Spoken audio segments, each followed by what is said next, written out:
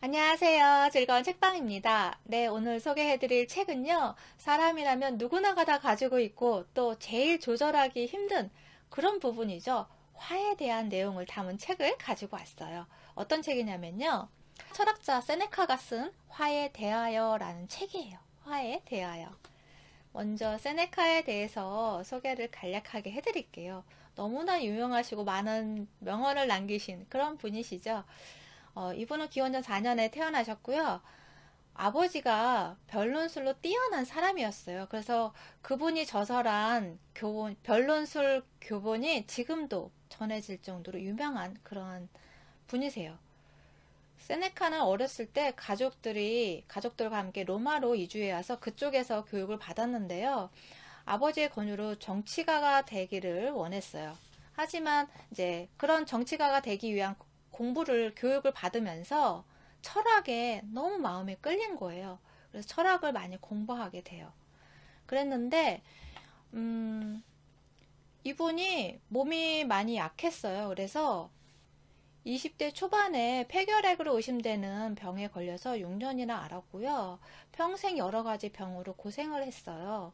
전식으로 고통받았고 우울증으로 자살 시도도 여러 차례 한 걸로 전해진다고 해요.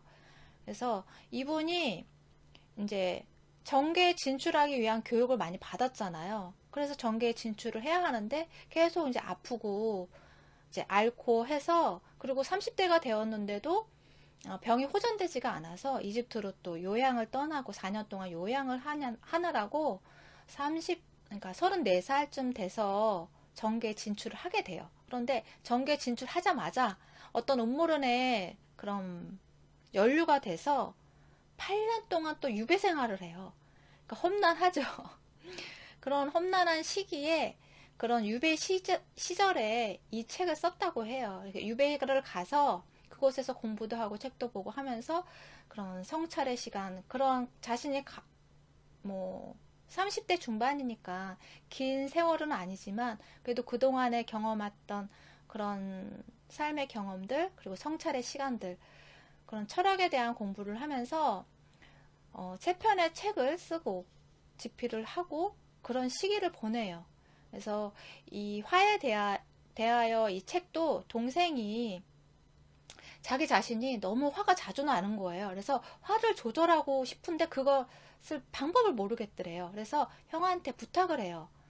화를 어떻게 하면 다스릴 수 있는지, 화를 다스릴 수 있는 방법을 글로 써서 보내달라고 해요. 부탁을 해요. 그래서 이 화에 대해서 책을 쓰게 됐는데 3부로 나눠서 쓰는데요. 앞에는 그런 화에 대한 내용, 화는 무엇인지에 대한 내용들을 많이 썼어요. 그리고 화가 일어났을 때 사람들은 어떻게 행동하고 어떤 모습인지, 얼마나 잔인한 모습인지, 그리고 또 화를 내고 그 결과물이 얼마나 끔찍한지 그 부분에 대해서 아주 자세하게 많은 부분을 할애해서 이야기를 해주세요. 사례를 들어서. 그래서 옛날이나 지금이나 화내는 것에 대해서 나한테는 아무런 득이 없다는 거예요. 화는 조절하려고 노력을 해야 하고 항상 연습을 해야 하고 단련을 시켜야 하고 그래야 한다는 거예요. 그리고 세네카는 화에 대해서 병이라고 생각해. 마음의 병. 화를 많이 내서 자신이 그것을 조절하지 못하고 그러는 부분에 대해서 병이라 생각하고 치료를 해야 한다. 이렇게 말씀을 하세요. 책 내용을 먼저 읽어드릴게요. 화는 어떤 것인지, 안가품에 집중하는 화는 인간의 본성인가? 그 부분에 대한 내용을 소개를 해드릴게요. 인간은 서로에게 도움을 주고 받기 위해 태어나고 화는 서로를 파괴하기 위해 태어난다. 인간은 화합을 원하고 화는 분리를 원한다.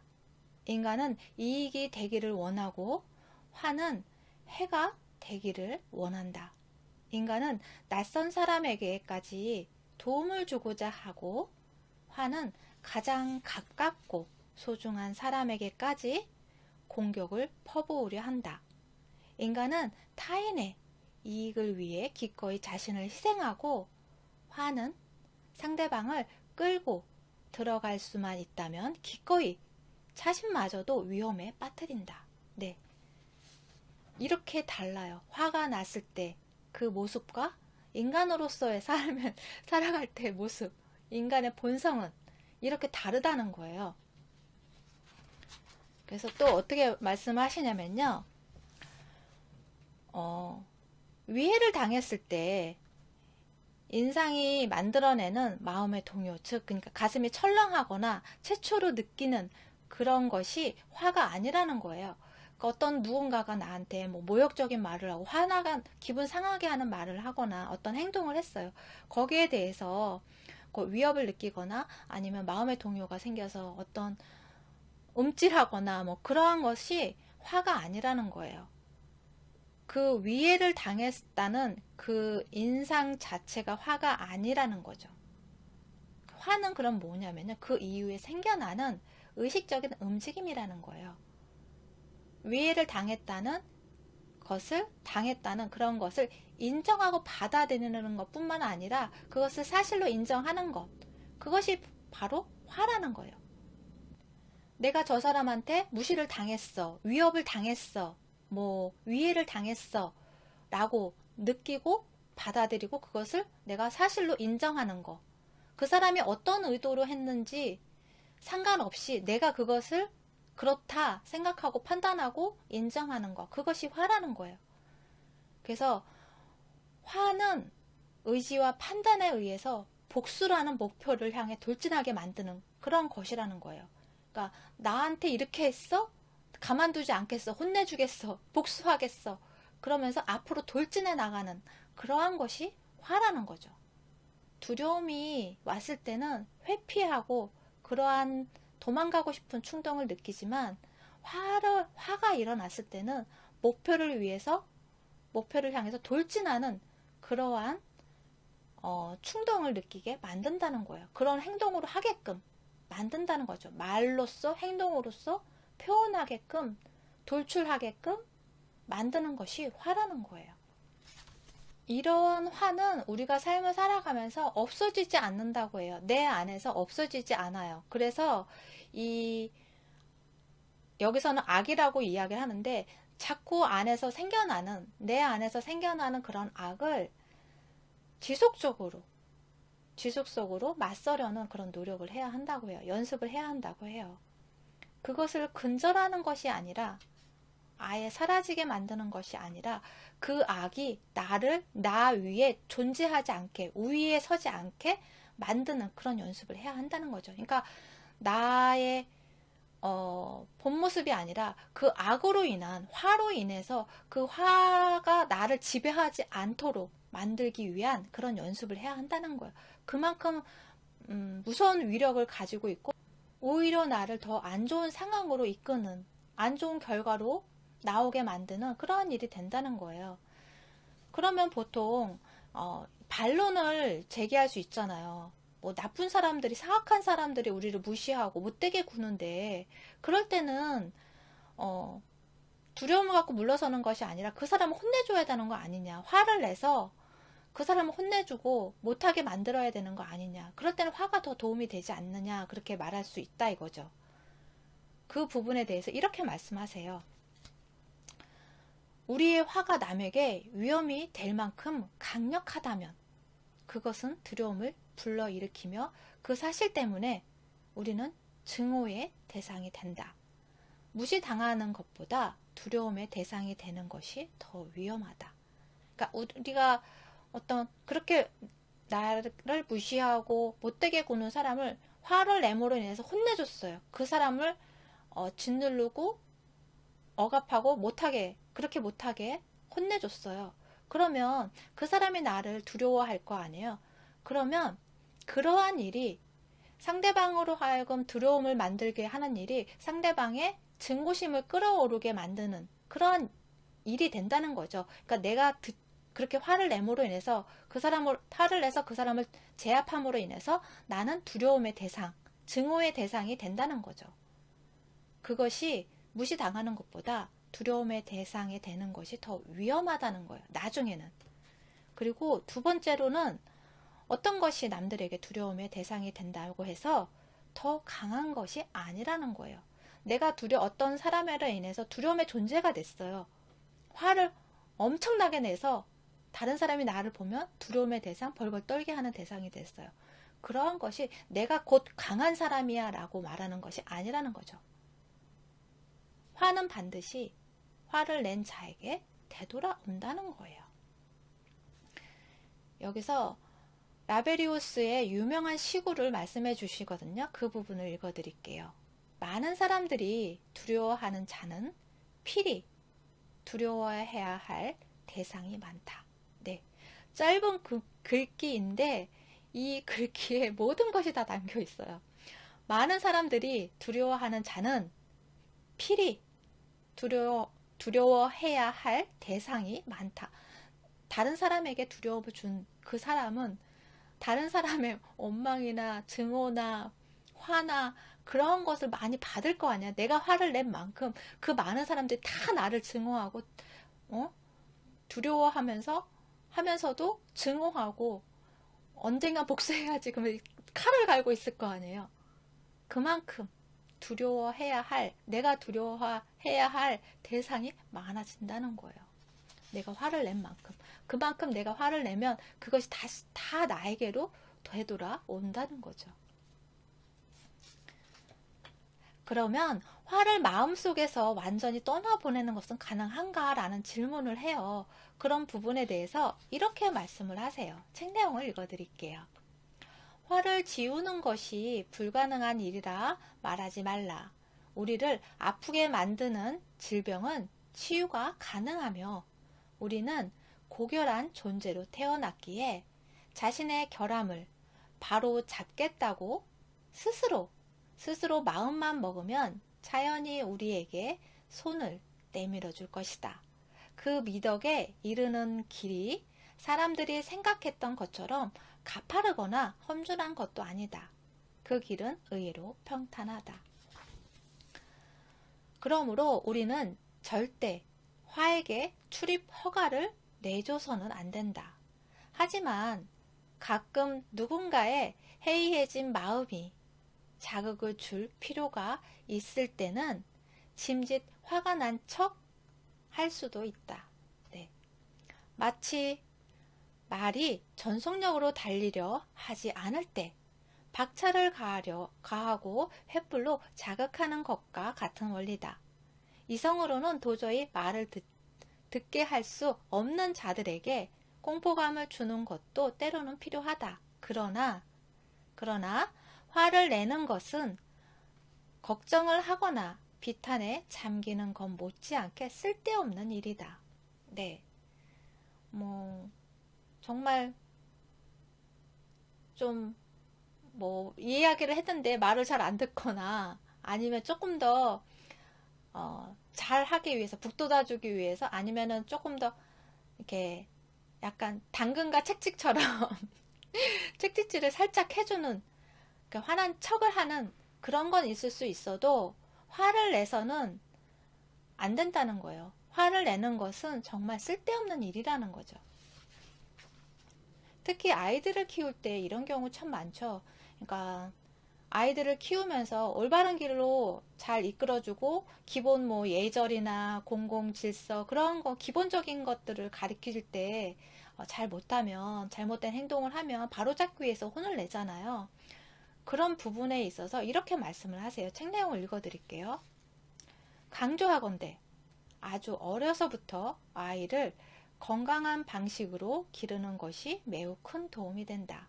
하지만 방향을 제대로 잡고 나아가는 것이 그렇게 쉬운 일은 아니다. 아이들을 화로 다스려서도 안 되고 타고난 능력을 무디게 만들어서도 안 되기 때문이다. 이 문제는 세심한 주의를 요한다. 내가 북돋으려고 하는 특성, 억누르려고 하는 특성이 서로 다른 양육에 의해 함양되는 것은 아니다. 어찌나 비슷한지 아주 자세히 관찰해도 속아 넘어가기 쉽다. 아이에게 행동의 자유를 주면 기백이 자라고 구속하면 기백이 눌린다. 칭찬을 해주면 기가 살아나고 자신에 대한 바람직한 기대를 형성하게 한다. 그러나 오만과 화는 그 기원이 같다. 그래서 우리는 가끔은 고삐를 지고 가끔은 박차를 가하기도 하면서 둘 사이에서 중용을 취하려고 노력해야 한다. 아이들의 정신이 노예에게나 해당되는 비굴함을 겪게 해서는 안 된다. 절대로 아이들이 남의 비위를 맞추거나 애원할 필요가 없도록 하라. 그들이 그런 행동을 통해서 바라던 것을 얻게끔 하지 말라. 그가 원하는 것은 그때까지의 그의 행동과 앞으로 잘하겠다는 다짐에 의해 정당하게 허락되어야 한다. 친구들과 경쟁할 때 아이가 결코 지지 않으려고 하거나 화를 내는 것을 용인해서는 안 된다. 우리는 아이가 가끔 한 번씩 친구들과 경쟁을 하게 함으로써 아이가 친구를 해롭게 하지 않는 정당한 승리를 원하고 이것에 익숙해지게 해야 한다. 아이가 뛰어난 성적을 거두거나 칭찬을 받을 만한 일을 했을 때는 귀를 북돋아 주되 으스대게 해서는 안 된다. 기쁨은 의기양양함을 낳고 이것은 다시 교만함과 자신에 대한 과도한 평가로 이어지기 때문이다. 아이에게 어느 정도의 휴식은 허락해야겠지만 나태와 무기력에 빠지게 해서는 안 되며 사치는 결단코 멀리하게 해야 한다. 오냐오냐 버릇없이 자란 아이들이 누구보다 화를 잘 내는 사람이 된다. 외동아들을 응석바지로 키울수록 아이에게 너무 많은 자유를 줄수록 정신이 망가질 가능성이 높다. 안 돼, 안 돼라는 말을 한 번도 들어본 적 없고 항상 엄마가 안절부절 못하며 달려와 눈물을 닦아주는 아이. 양육자가 그의 한마디에 쩔쩔매는 아이는 남들이 자신의 기분을 상하게 하는 것을 견디지 못한다. 네, 아이를 키우면서 이렇게 잘 조절해가면서 하기가 쉽지가 않아요. 부모도 또 사람인지라 잘 조절이 안 되는데 또 이렇게 말씀을 하세요. 아이를 키울 때 입에 발린 칭찬을 하지 말라고. 아이들한테 칭찬이 참 좋다고 하잖아요. 그런데 입에 발린 칭찬을 하지 말라는 거예요. 진실을 말해주라고. 그렇게 말씀을 하세요. 그리고 아이가 화를 내면서 요구를 할 때, 어떤 요구를 할 때 들어주지 말고, 그리고 또 징징거리면서 울면서 무언가를 요구하고 이렇게 이야기할 때 아이가 진정이 되고 난 후에 원하는 것을 가질 수 있게 하라고 그렇게 말씀을 하세요. 조용하고 온화한 스승과 양육자를 갖게 하는 것이 아이에게 도움이 된다는 거죠. 화를 내는 것이 아니라 어떠한 아이한테 올바른 길로 가르쳐주고 그런 훈육을 할 때도 조용히 온화한 태도로 또 단호한 언어로도 표정으로도 충분히 아이를 양육할 수 있다는 거죠. 그래서 그럼 화를 안 나게 하기 위해서 화를 피하기 위해서 어떻게 해야 하는지 지금부터 그 부분을 소개를 해드릴게요. 남을 비난하는 자들의 말에 너무 쉽게 귀 기울이지 말라고 그렇게 말씀하세요. 어떤 습관적으로 막 그렇게 비난하는 아니면 짜증스럽게 아니면 자신의 감정을 이렇게 좀 부정적으로 이렇게 말하는 사람들 이렇게 습관적으로 하는 사람들도 있잖아요. 그래서 그러한 사람들한테 그런 사람들의 말에 너무 귀 기울이지 말라고 그렇게 말씀하세요. 자신이 듣고 싶지 않은 그런 말을 너무도 쉽사리 믿어버리는 경우가 참 많다는 거예요. 그러면서 화부터 내는 거죠. 그리고 그 말이 진실이라고, 그리고 그것이 정답이라고 믿고 판단하고 너무도 쉽사리 그것에 대해서 화를 쉽게 낸다는 거예요. 그리고 누군가가 나의 험담을 해요. 그러한 험담이 들렸을 때 그때 어떻게 해야 하느냐 이렇게 말씀을 하세요. 내가 먼저 그를 나쁘게 말한 적이 있는지 돌아보라. 상대방이 나한테 어떤 험담을 하고 다닌다는 그런 소문을 들었어요. 그러면 그 사람한테 내가 나쁘게 한 적이 있는지 돌아보라는 거예요. 그리고 다른 사람에 대해서도 얼마나 자주 악의에 찬 말을 했던가를 생각해 보라고. 내가 어떤 막 다른 사람과 이야기하다가 누군가의 험담을 할 수 있고 또 다른 누군가가 험담을 하는데 거기에 동조하면서 같이 막 그래 맞아 맞아 하면서 험담을 한 경험이 있는지 그러한 일이 있는지 되돌아보라는 거예요. 누군가에게 부당한 행동을 하는 것이 아니라 우리가 그들에게 행한 것을 돌려받는 것뿐이라고 생각하라고 그렇게 말씀을 하세요. 누군가가 부당한 행동을 나한테 한 거라 생각하고 받아들이는 것이 아니라 내가 그들한테 했던 것을 그러니까 안 좋게 말하고 험담하고 했던 것이 다시 되돌아오는 것이라 돌려받은 것이라 생각을 하라는 거예요. 근데 그러기가 쉽지 않죠. 일단 들으면 기분이 나쁘니까. 그래서 화가 일어나고 그것을 그런 화가 일어나려고 할 때 그때 이제 이런 생각을 해야겠죠.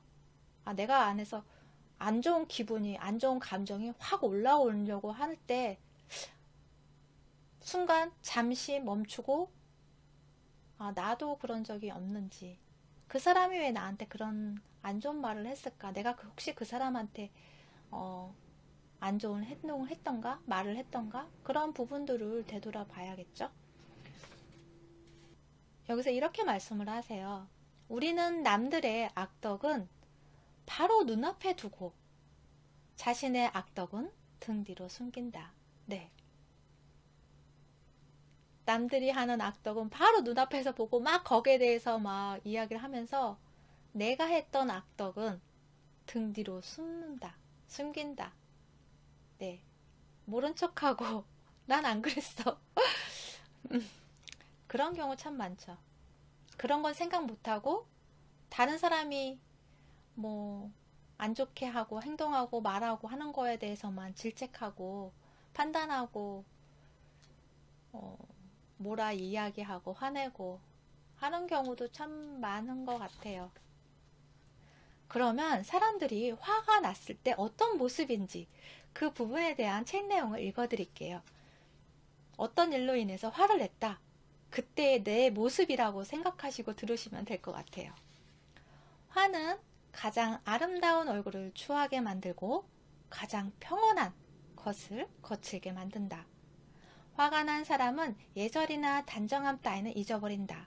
설사 그들이 품위 있게 옷을 차려 입었어도 그 옷을 마구 찢으며 자기 모습이 어떻게 보이든 신경 쓰지 않는다. 그들의 머리 모양이 원래 아름답든 손질을 해서 우아하게 되었든 간에 머리카락도 마음만큼이나 빳빳하게 곤두선다. 그들의 혈관은 부풀어 오르고 가슴은 심장 박동이 빨라져 심하게 쿵쿵거리고 목을 때는 강포한 소리가 뿜어져 나오며 잔뜩 경직된다. 또한 그들의 관절 마디마디가 떨리고 손은 불안하게 움직이며 몸은 마치 파도를 치듯 전신이 요동친다. 겉모습이 이렇게 사납다면 마음의 모양은 어떨 거라 상상하는가? 호흡은 더 거칠고 공격에만 완전히 집중되어 있고 화를 터뜨리지 못하면 당장이라도 폭발할 것 같은 가슴 속 마음의 형상은 얼마나 더 끔찍한 모습일까? 네. 이렇게 겉모습도 정말 끔찍하지만 그 안에 내 마음속 안은 더 끔찍하다는 거예요. 화는 마음속의 전쟁이라는 거죠. 그러한 화에 대해서 좀 더 이야기해 드릴게요. 화는 낭비벽이 있어 모아두지 않고 오로지 쓰기만 하며 그것에는 반드시 대가가 따른다. 네. 화를 잘 내는 주인을 둔 탓에 얼마나 많은 노예들이 탈주자가 되고 죽음에 내몰렸던가.